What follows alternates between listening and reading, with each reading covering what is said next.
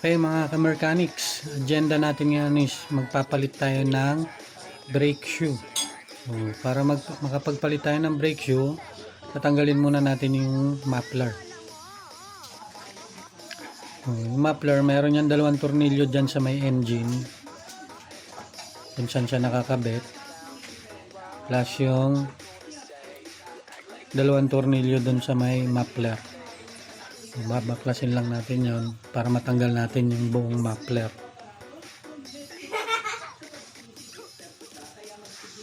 Baklasan natin yung dalawa sa ilalim, dito naman sa ibabaw at saka dyan sa part ng ilalim ng muffler. Apat na tornilyo para matanggal natin yung muffler. Mamaya lilinisan din natin yung muffler bago natin ibalik. Medyo madumi na rin.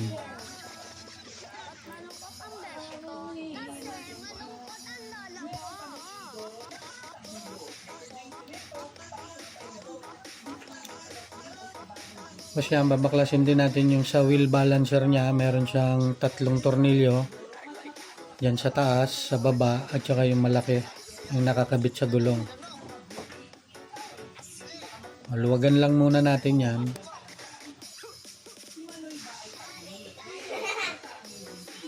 Sobrang higpit. Tandaan lang natin guys kung gaano siya kahigpit para pagbalik natin ng wheel balancer, ganun din dapat kahigpit for safety.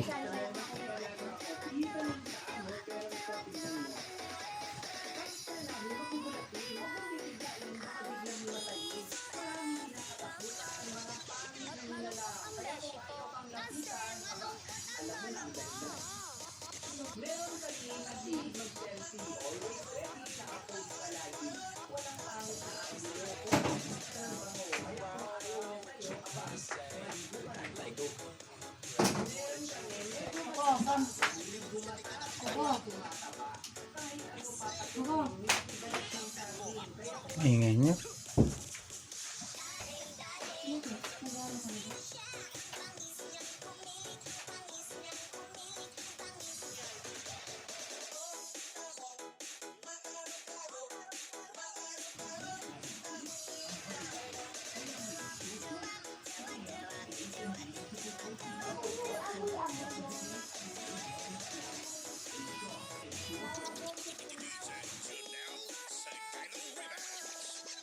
Malungkot ang beshi ko kasi malungkot ang lola mo.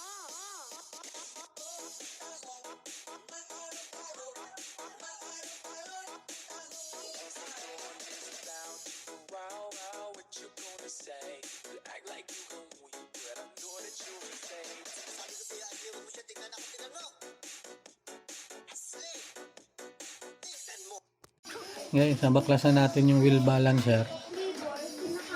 Sunod natin is yung luwagan natin yung sa brake,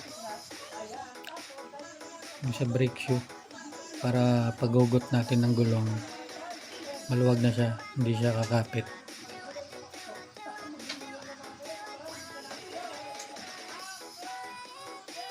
Ayan, luwagan din natin yung sa fender niya sa likod.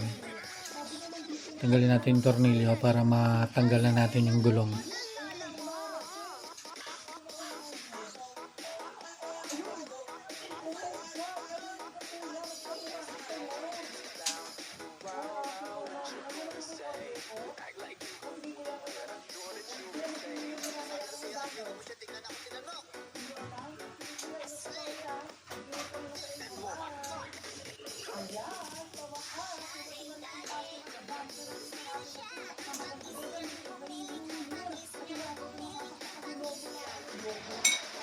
Ayan guys, yan na yung brake shoe na papalitan natin. So tiklopin nyo lang yan para matanggal. Madali lang naman tanggalin yan, madali lang palitan.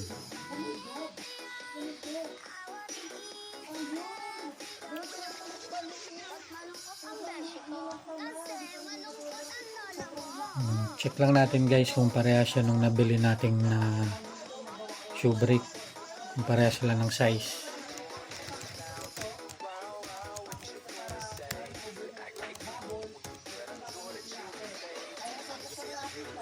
Parehas naman sila ng size. Ang gawin natin, maglilinis muna tayo bago natin palitan kasi kita nyo naman guys, sobrang itim na nung pinaglalagyan ng ng shoe brake. Medyo maano na siya, malangis-langis na may mga alikabok, buhangin. Linisin muna natin. Kahit anong panlinis guys, kahit anong sabon na basta malinis lang natin yung part na yan. Tapos gamit din kayo ng toothbrush dun sa mga sulok-sulok. Medyo hindi na kaya ng scotch brite natin.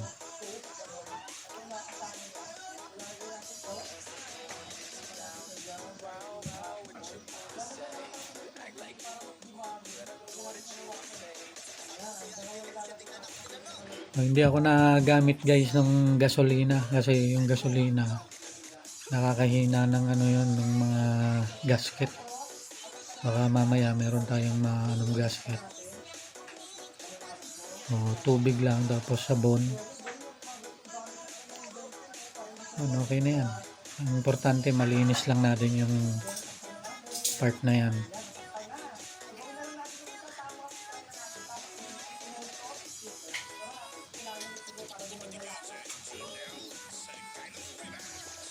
Ayan guys, medyo maputi-puti na siya. Maganda na, banlawan na natin para malinis talaga.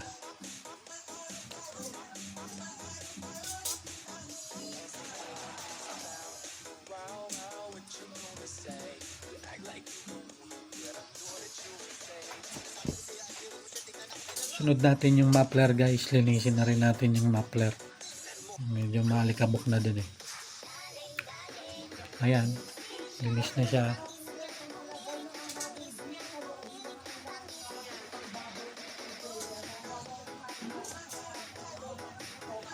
Banlawan natin na maigi guys para walang sabon na matira-tira.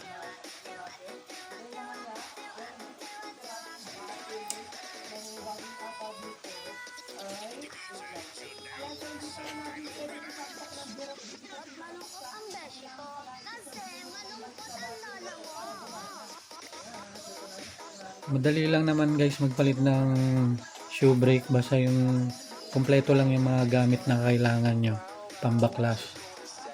Kasi yan, lagyan natin ng grasa dun sa may bearing nya.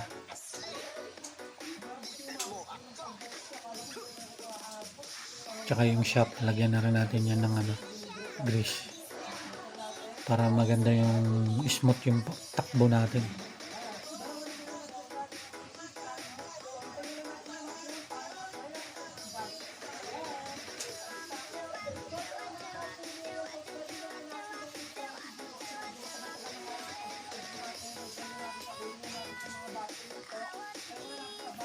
Ang grease na yan, nabili ko lang sa Caltex yan. Marami nabibili sa mga gasoline station yan. Lagyan na rin natin ng grease yung nilinis nating gulong.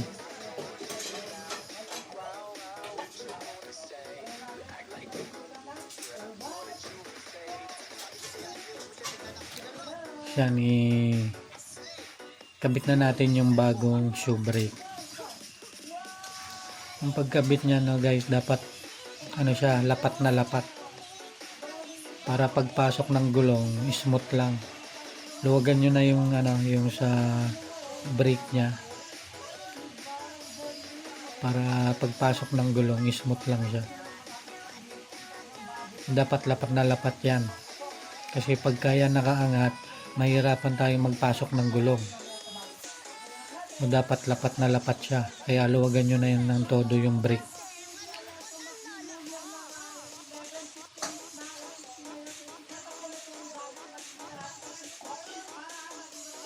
Lagyan lang natin ng grease yung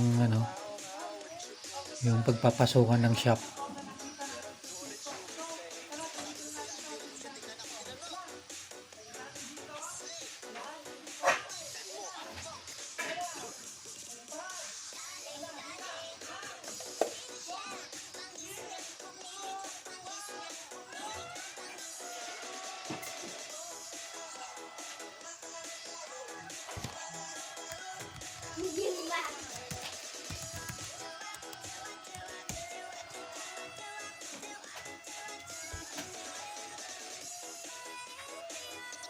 Balik na rin natin yung wheel balancer niya.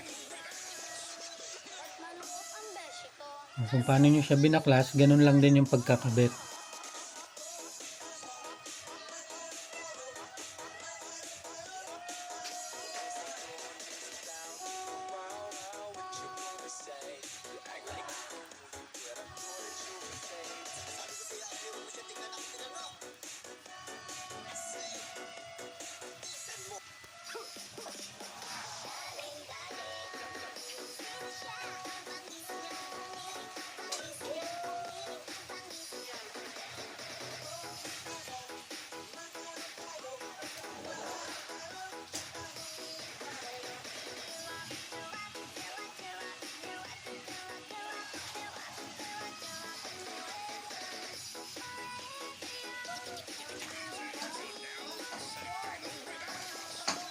Malungkot ang beshi ko. Kasi malungkot ang lola mo.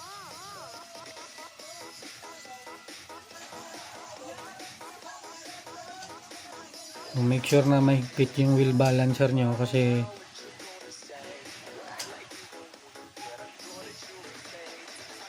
mahirap na, baka kasi magwiggle yung gulong natin. So dapat kung gaano siya kahigpit ng tinanggal nyo, pagbalik dapat ganun din siya kahigpit.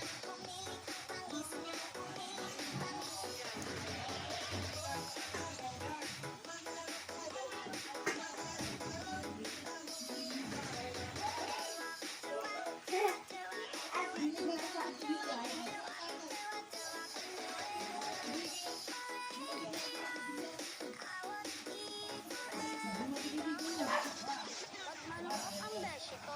Kasi malungkot ang lola mo.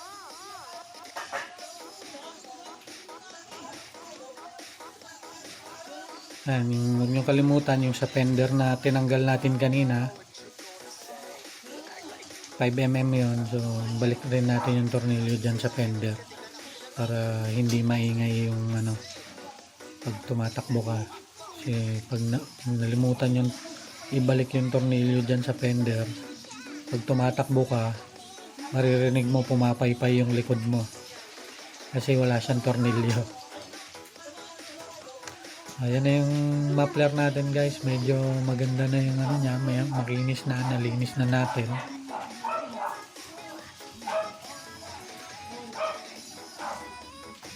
Talaga pag nalilinis yung motor, mumukhang brand new.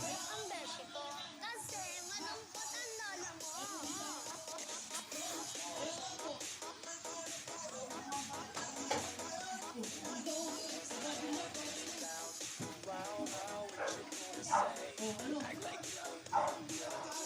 Kasi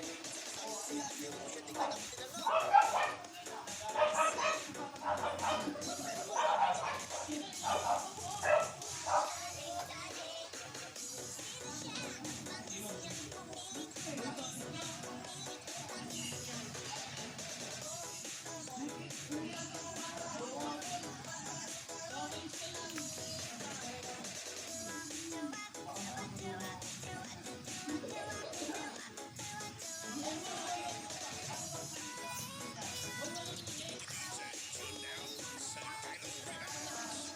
Malungkot ang beshi ko. Kasi malungkot ang lola mo.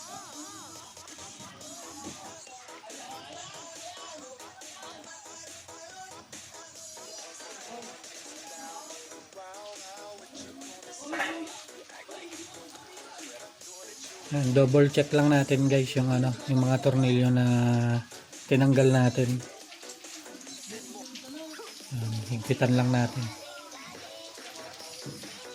So ayan na siya guys. Tapos na natin mailagay yung bagong shoe brake.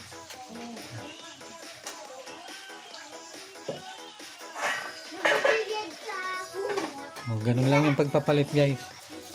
Saglit lang basta may gamit ka.